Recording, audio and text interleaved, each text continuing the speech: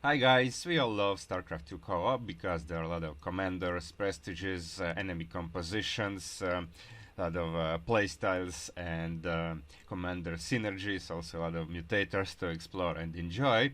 But there is a thing, there can be a considerable amount of the thing that none of us likes, and that's of course lag. So in this video I'll be talking about the laggiest things in co-op, so please hit the like button and subscribe if you didn't yet, if you like this content, and of course please comment what do you think about what I said here and what was your worst experience with lag in co-op.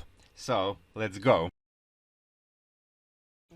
You probably didn't have to guess a lot which is the laggiest commander. Statman with its P2 prestige is arguably the strongest commander in the game, but it also got a nickname Lagman because it tends to lag a lot, especially in specific situations. And laggiest thing Statman is if you go mass Zerglings, because first of all Zerglings are very cheap and in terms of money and supply cost. You can technically have up to 400 Zerglings. Now I have 376 over here. And also because of how Zerglings work. Now, there's a lot of units, a lot of lag, but how they work is they have that hardened ego energy shield. That's why they are such a good unit, because it reduces incoming damage to a maximum of 10 and drains 5 ego energy per use. So, when they receive damage, their energy level constantly changes, and also then have green zone, purple zone, then constantly change their level of energy back up and health. And luckily, these turreting synthetic adrenal pumps is bugged in a good way that it still does double the attack speed, but it doesn't drain 1 ego energy per attack.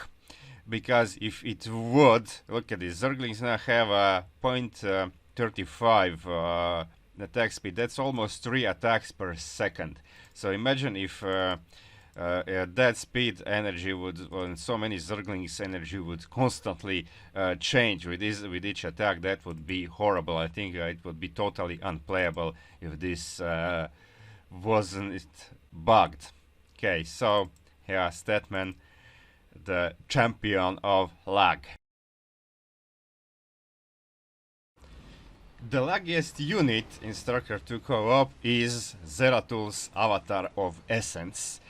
And it depends actually on where you use it. Now, if you just use it among enemy units, you deploy Avatar of Essence among enemy units to devolve them, then you probably won't feel much of a lag, if any, because just use the devolution wave. But if you use Avatar of Essence among your units, now Zeratul doesn't have a lot of units, but if your allies, for example Zagara with a lot of small units, a lot of Zerglings, then the lag will be very heavy, almost unplayable, because of this thing, this evolution aura that gives friendly units buffs in terms of attack speed and damage resistance. And in the first few seconds when you deploy Avatar of Essence, it will be terrible lag, sometimes even through the whole duration of Avatar of Essence.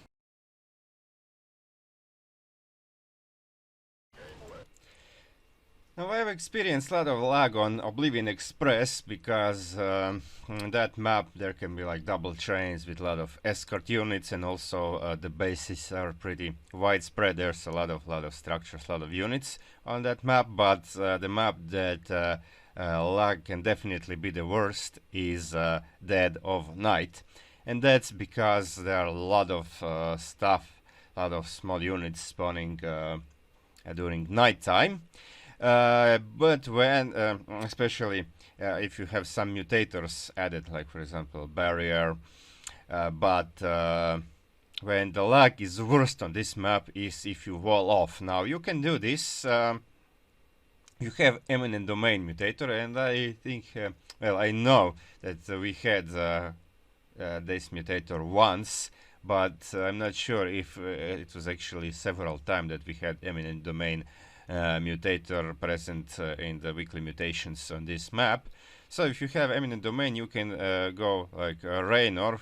Raynor and Han and Horner can be a really good playstyle because you just wall off, and then Han and Horner just builds strike platforms and kills the map, kills all the structures without you ever needing to fight.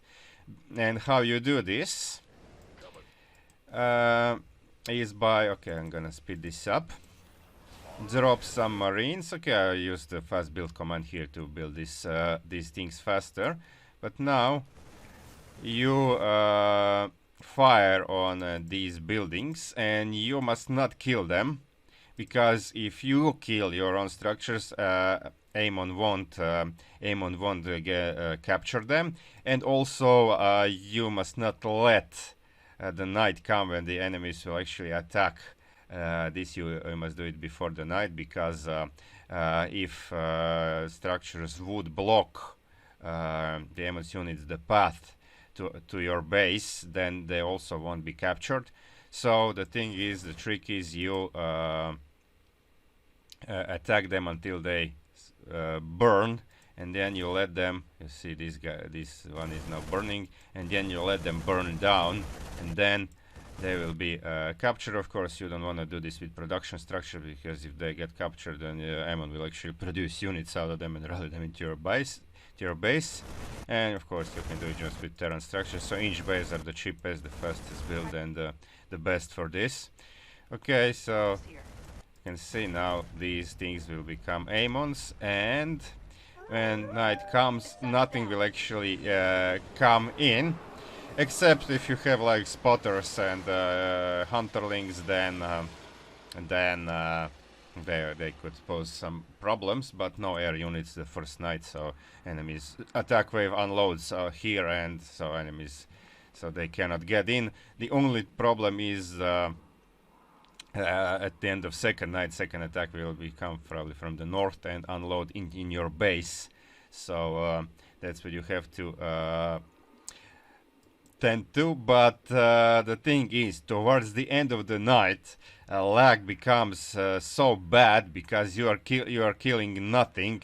You are not killing any of these infested, which usually they would come to your base. You have to kill them in order to prevent them from killing you.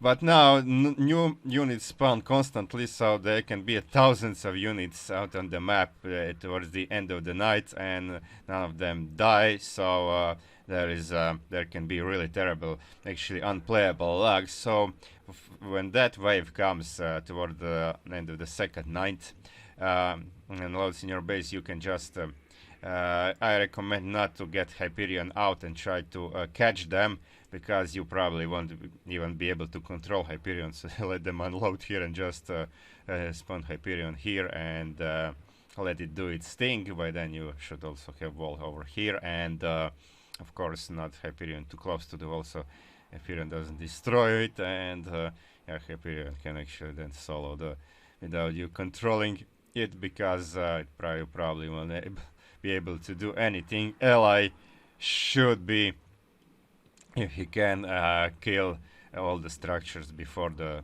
third night and comes, so you don't have to wall the sides. But yeah, this will be a really terrible lag. Good thing is you don't have to defend much, but bad thing is, yeah, the worst lag actually in the game. So one thing that is sometimes good to do is rapid fire projecting Tesseract cannons, Zeratul cannons, and use mouse rapid fire for that. You can see that I have 46 cannons in control group. And why is it good to use mouse is because it's faster. So it's good to use an accent. So then first you deploy super cloak. Now I will be doing that momentarily. Yeah, there it goes. And then you see this. So no, there was no lag in the replay, but why this is good to use mouse rapid fire, as I said, it's faster than use rapid fire keys. You can also use rapid fire by pressing rapid fire keys on your keyboard, but it's slower than mouse rapid fire because if you have rapid fire buttons set at more than can be set in more than 100 CPS clicks per second. That means that of course you can project more than 100 cannons in the less than a second, so it's really fast. And also how they project is also important, because if you swing your mouse and pressing rapid fire keys, then cannons will only project when there is available space. But if you use mouse rapid fire, then you can see that these cannons are actually forcing themselves in. They cannot project only when there is a structure, but you can see this stalker is actually atop of them, so they are actually spawning under this stalker, in a personal space of this stalker and these zealots and all these ground units. And you can do this only if you use a mouse rapid fire. But as it is a lot of actions in a small amount of time, then when you press the rapid fire button, you just when you press the rapid fire button, you cannot actually swing your mouse, but you just press it in one place, and cannons will just project themselves around it, and it will create a lag spike, and that lag spike can actually last for even for a few seconds if you have a lot of cannons to project. So it is kind of the laggiest single action in the game, but it's worth it. It doesn't lag more over time, just temporarily lag of a second or two, maybe 4 seconds when you are projecting these cannons. It's debatable on which mutator is the laggiest. Some mutators can create a lot of lag in some situations, but I think that the laggiest mutator, the mutator that can create the worst lag, is diffusion, because of how it works. So 50% of the damage you deal is split equally across all units within a 5 range. This effect will only apply if the unit survives damage that is being dealt. One-shotting unit will not trigger diffusion. So if there is a lot of units, a lot of enemy units in small space, and maybe some of your units, allied units, then the computer has to calculate accurately, like how much of that damage is applied to which unit. So there's a lot of units that can also, that's a lot of math, and it can create a lot of lag. By the way, check out our master site, Starcraft II co-op.com. You can find a lot of valuable information there.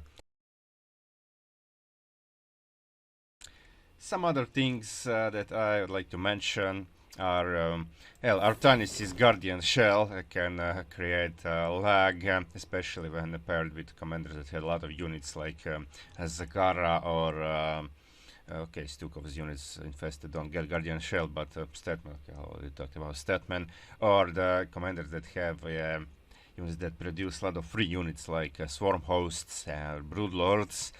And the same thing is with Carax's Unity Barrier, but I think a little bit less extent, you feel a little bit less lag than Guardian Shell.